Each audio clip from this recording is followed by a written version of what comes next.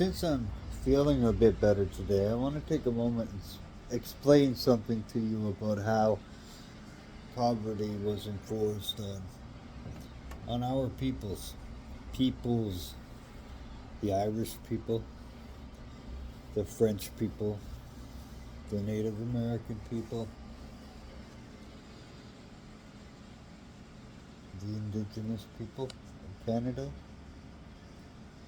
and where we stand. Because with the giving of some Métis rights, I could go out on Crown land and develop a hunting cabin. If it's an abandoned property or building with no ownership, then I can purchase for the cost it was at the time it was abandoned, or assume, squat it and take ownership for bettering the land, depending on the status of the township. Whatever it is, there's provisions in there for us, and well, as soon as you start enacting them, a lot of people get mad. Oh, yeah, fucking thief! You're stealing shit. Yeah. Okay. Let me explain something to you about generational wealth and what they call white privilege, and how and why it doesn't apply to everybody who is white. White privilege is assumed to be basically the courtesy given to the Southern belle. You know, that white girl with $100 million in her ass pocket that never lifted a straw in her life because her family left her the money, and her family before that left her the money, and her family before that left her the money. We're talking from England over. Or people that came over here from England, and there was a war. They killed all of the indigenous peoples, all of my forefathers, all of my Algonquin forefathers. If they weren't killed, they were imprisoned. So when the Irish came here, when specifically my Irish family came here, my mother, because there's Irish on either side, my mother, I believe they came during the Troubles. My grand aunt was older, and my mother was younger. But anyways, we were born. But our grandfather was French-Irish, Native American. His mother and father ties it all in together. So, on the trail my great-great-grandmother took, one of my great-great-great-grandmothers was a medicine woman, or an important person to the village.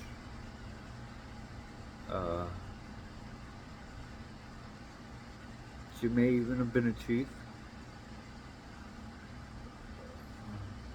Her Madeline Wawoiskin, Wiscoin.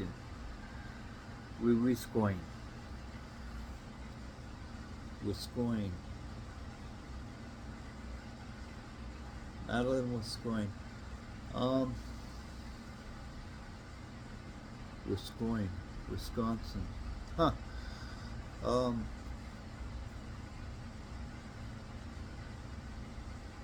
So everything was taken from her. She was forced onto Drummond Island, and from being a well-off leader in the community, she became equal to everybody with nothing. And then when they started to reestablish on Drummond Island, somebody came and took everything away again and moved everybody to Montreal. They took everything away again, so now the kids have nothing to inherit, nothing to be given, no land to take over. Well, in the South, not only does everybody have their parents' land that was stolen to take over, they have all of the land that was now again stolen by force, again, through the American Indian Removal Act, from the indigenous people who were forced into Canada. So now all the people in the South are enjoying the wealth coming off of the sale, ownership, purchase, or propagation of those lands. Well, our people have nothing. Not only do they have nothing, they're rebuilding themselves in Montreal, and somebody comes along and says, sorry, you've got to go again. Takes everything from them again, forces them into the far north with nothing.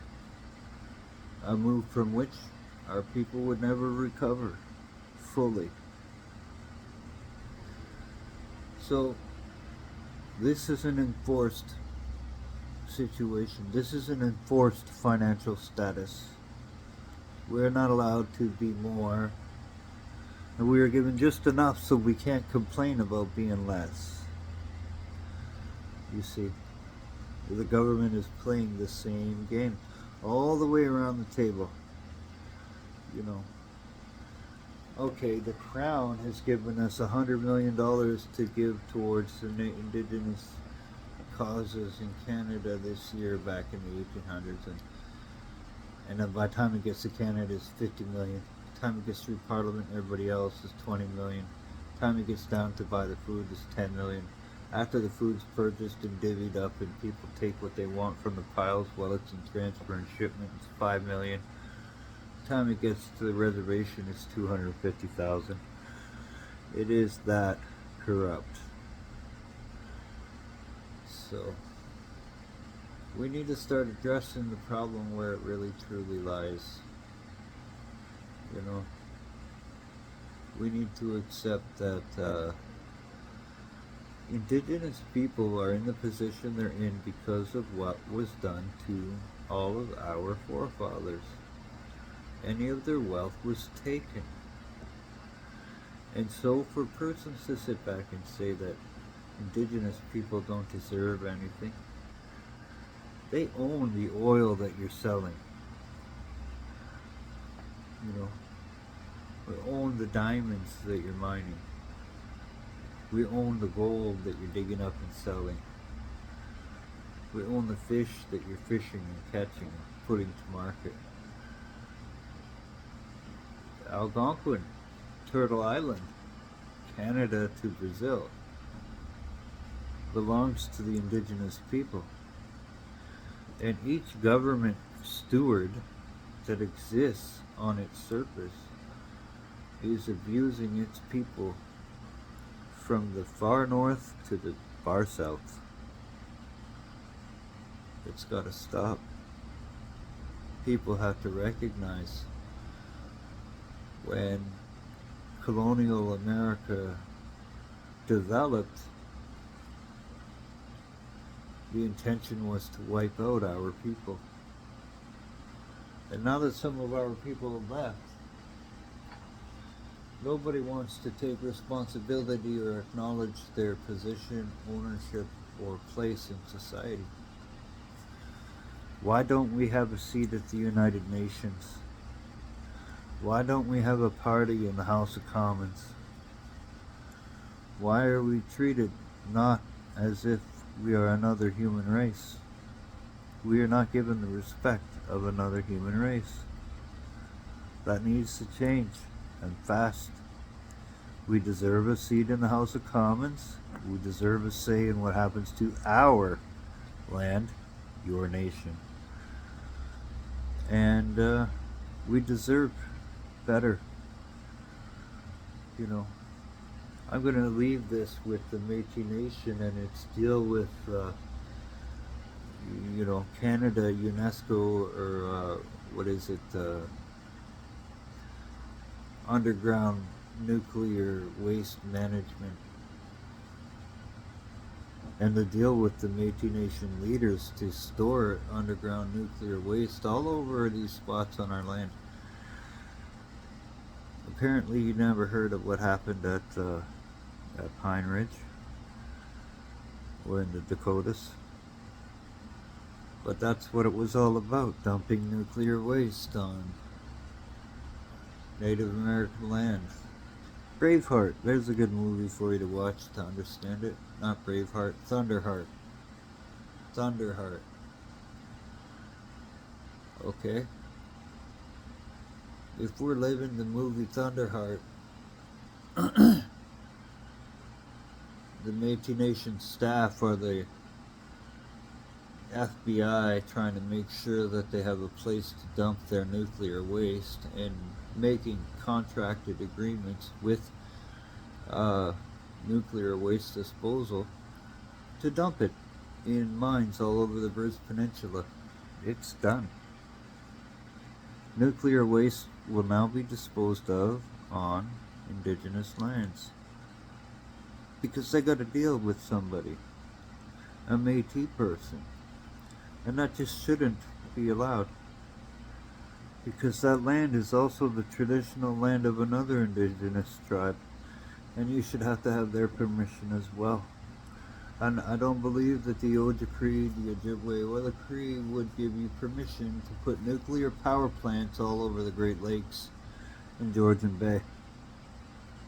We have other options. This has all gone too far, too crazy, too fast. We all need to take a long step back and a hard look at our election this year.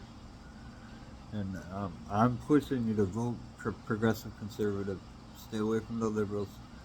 Anybody else is a liberal rockhound. PC is the only way out of it. Peace be with you all.